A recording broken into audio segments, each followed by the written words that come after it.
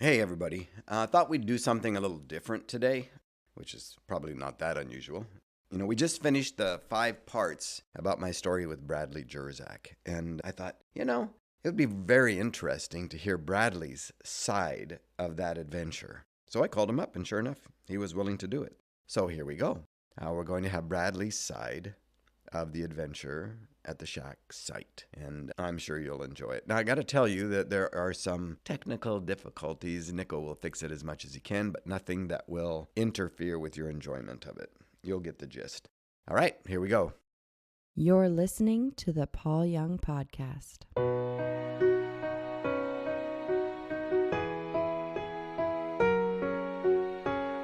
Great. So I've just done a 5-part series. Oh, Bradley Jersak, ladies and gentlemen. And Hey, thanks. so this is my little podcast that has basically no rules. And I have a head cold, so I sound much better than usual. It goes back to my rock and roll disc jockey days, actually, when you wanted to have a head cold. Anyway, I've been telling everybody about how we met and how we went up to the set of the shack. And I'd like you to tell the story from your side, because it's always so interesting when people have their different perspectives and walk into a situation from different points of view. And there's always more to add and more nuance. Yeah. Yeah. Do you want me to lead up to it, like from the initial call, or You can do whatever you want. what the day itself? Yeah, if it goes Okay.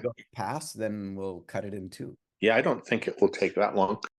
So, from my perspective, Paul and I had been waiting to meet each other for years, and that relationship began well before we knew each other, when my friend Dwight Martin had given me a copy of The Shack when it first came out. And when you know that Papa being a Black woman was amazing, like we hardly think twice about it now, but at the time we're like, okay, you have our attention. And of course it was a difficult book to begin in terms of trauma, having to face into that and wondering if Paul could pull it off, and with something more than a platitude. And I was so taken by how he managed that, and I knew whoever wrote this had been through it. So Dwight and I bonded over the book in that sense. Years later, when his daughter passed away, I spent probably 2 or 3 years in conversation with Dwight and Lori, and we were hearing a lot of the kind of stuff that Mac was saying in the book. And sometimes you just had to let them lament, and other times it was hard because you could hear narratives that I thought were self-sabotaging and self-harm if you let them continue.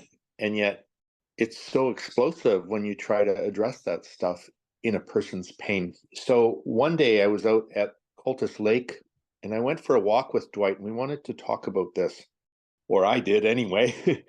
And I asked him, have you considered reading The Shack again as a diagnostic tool for how you're doing in your progress around the death of your daughter? And he said, oh, I've tried. I can't get past the first chapter. And I thought, okay, well, there's no pressure to do that, but that is a way to see how you're doing. And if you can get through some of it, you might also find healing from it. So this was the nature of the conversation. And then as we're walking, we see a bright orange little sign that says Shack. And those signs indicate in British Columbia that it's a movie set. And this is a couple blocks from his house. And so I'm like, okay, this has to be the Shack movie. And in that moment, I think I took a selfie of Dwight and I with the Shack sign in the background, and I sent it off to Paul. And here's my memory of it. And you know how memories are, but we're not going to wreck a good story with bad memory. So my understanding was that I was sending you that photo at the same time you were emailing me to tell me about the possibility that we could meet, and not knowing which set you would be on. Well, probably Paul has already mentioned that it ended up being that very set. And so I can skip forward to how our desire to at least have Paul meet them and maybe help get Dwight and Lori unstuck. It would just be a kindness if we could share a meal together. I was quite surprised how unenthusiastic they were about it, even though I get it now. But the fact that Paul was able to broker a whole day on the set was just profound.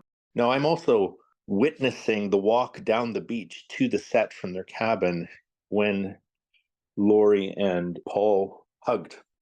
And I didn't tell her what he knew, but in his hug, he held on long enough that she suddenly went, in her mind, she says it like this: I went from, okay, that's long enough. It's like, oh, okay, here I am. Oh my goodness, he knows. Oh, and then melts into your arms and just begins to weep. That was powerful. On the set, I'm sure Paul's already mentioned a lot of this part too, that how we sat together. They had arranged for us to be in a tent where we could simultaneously see live in front of us what was going on, but also on the screen as it would show in the movie inside this tent, along with headphones so we could hear everything. The key, I think, there's a lot of parts to this, but the key scene was this one where they're out on the porch. And the climax of it is, how can I trust you? My daughter is dead. And Paul could fill in the rest of that. But from my angle on it, it was crazy because Mac was saying the things that I had been hearing from Dwight and Lori for 3 years, or however long it had been at that point, and how Mac was stuck in the same way that Dwight and Lori were stuck. And it was just this relentless kindness of God that they kept rerunning the scene. I mean, 12, 13, 14 times. I don't remember, but I did start kind of counting. It was for sure in the double digits. And what happened was they did the scene enough times that there was a whole process. So in one, they'd say action, and they'd go through it, and then they would sit there, the couple would sit there looking numb.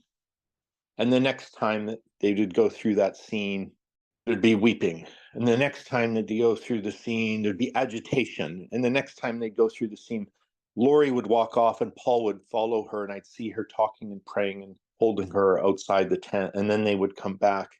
And it was quite a roller coaster because it was hitting many layers of their pain. And the wild thing then was, she had already described them using the shack, the great darkness that they had been in, and that day, through Paul's literal hugs and ministry, but then also just through the divine of this whole series of events that I'm grateful brought Paul and I together face to face, but for them, it changed into what she calls the grand embrace. And that day was their grand embrace.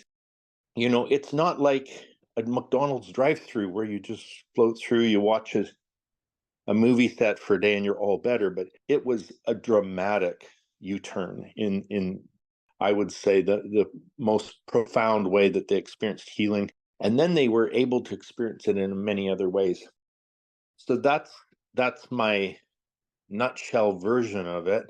Paul, are there other details that you'd like me to address? Do you remember why she even came? Because I know she was quite hesitant about coming onto the set, or coming to see me, actually, or what was going on. Yeah, I just think she had a little crack of willingness since you had made the invitation, and I think she might not have if she had thought you knew. So there was the aspect of, well, he doesn't know anything. It's just an invitation onto the movie set.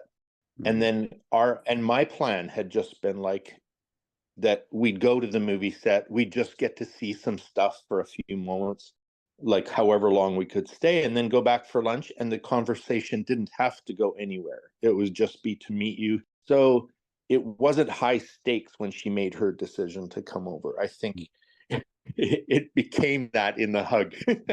Yeah. And then it became that in that we didn't just we didn't know. We thought maybe, well, we'll just pop onto the set and see the shack, what they've set up, and look at the movie crew and then go home. And suddenly you have us sitting there all day.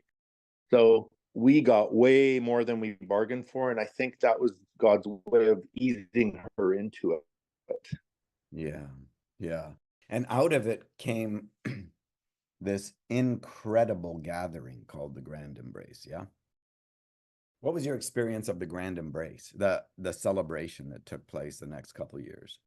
Oh yeah, it was just so wonderful. So Lori initiated and organized that. She does that. She's into contemplation and leading spiritual formation retreats and all of that. And so when she put this together with Paul and I, well, so first of all, one great experience is that since that day, Paul and I have never had to orchestrate a meeting together. We have been invited to so many different kinds of settings, such that other people always manage our meeting. And that's been powerful. And the first one was, of course, the first of several Grand Embrace retreats. And that was a very holistic kind of weekend, because in that you'd have Paul telling his stories and I get to share some of my perspectives. And then we would have others who would give input. And it was whole group meetings, small group meetings, one-on-one encounters, alone time doing meditation. So Lori is quite an expert at giving you a holistic experience in these Grand Embrace retreats. And so my experience of that was that I could dive into that. And I suppose the best parts for me are always relational. So in terms of seeing Dwight and Lori healing and manifesting that healing in front of others and sharing it with others in these retreats was good. And then playing with Paul is one of my very favorite things to do in my whole life. And I really believe that meaning is found in play, and that when we can't play, we're actually susceptible to ideologies and in our own righteousness and either or thinking. There's all sorts of bad stuff that happens when you don't play. And so we play well together. We sure do. In fact, one of the funnest things about play with you on my shoulders. I know. I'm going to see if I can find that picture. Yeah, and I just had this sense from Paul. You had mentioned some things about, the little boy inside. And I thought, I had an impulse when I got up to speak. I thought, I'm pretty sure I could hold him on my shoulders. I still have the old man strength, And then what happened with that is, so Paul's on my shoulders and then he puts his arms out. And then we realize that there's a huge stained glass window behind us and the sun is shining through from behind. And on the floor, you can see all the colors of the stained glass like a rainbow. And then in it, the silhouette of a cross, because Paul's up on my shoulders with his arms out. And suddenly I'm trying to tell people important stuff, but they're all running to the front to take photos. we did get some cool photos of that moment. And I remember you being a bit emotional about it. Could you just share about that for a moment? What was going on? Yeah. So one is the invitation to play was so powerful, and already the depth of my love for you. I just wrote you a note and said, Bradley, you have a place in my heart that only you can fill. And that's been on my mind all morning, how that is true of every person, right? Our heart continues to expand, and in the expansion, it creates rooms that only specific people can fill. So in that moment, it was the cross. It was the wide open arms that includes everyone in the cross. It was the stained glass window. It was all these things. And it was the immediate depth of love that has been such a marker between you and I ever since. Yeah. A celebration of that. So lots of reasons to be emotional. Well, there's something touching when the little boy in us comes out to play as well. And then I think the healing dynamic of that is that there's an integration of that child into our real life today and now. It's not just a past memory of foregone events, but it's a part of our heart that steps forward and gets loved. So it's integrative. Necessary, absolutely necessary, that the child in us, and that's why I wrote the 5-year-old Missy into the storyline. Yeah. There has to be a reintegration. What a great weekend that was. What, none of us could have ever imagined or planned or presumed on any of that. It was like everything was spilling out perfectly. Yeah. Yeah. Yeah. It's nice when you don't have to manipulate it, hey? Well, every time I've tried to manipulate things, it didn't turn out very well. It's almost like Papa God says, "All right, you want to do this? Go ahead. I'm just not doing anything." So, but I'll watch. I'll stay with you. I'll be with you. Yeah, it's amazing. Well, Bradley, I love you with all my heart. At different points in this podcast, I'll bring you in. So we'll have the Bradley Jersak update, or Bradley Jersak speaks to a what about verse. What about this or what about that? And if you don't mind, I would love that. Oh, I'd enjoy that a lot. It's always fun to connect and synergize with you. Yeah, and you too. Well, we'll see you before too long. All right. Love you, Paul. Love you too. Okay, Bye. ciao. Thank you for listening. If you would like to contact or connect with us with inquiries and questions, comments, suggestions, stories, and more, please visit paulyoungpodcast.com. There you will find resources and notes related to any particular episode. Today, participate with love, do the next right thing, and trust the ripples.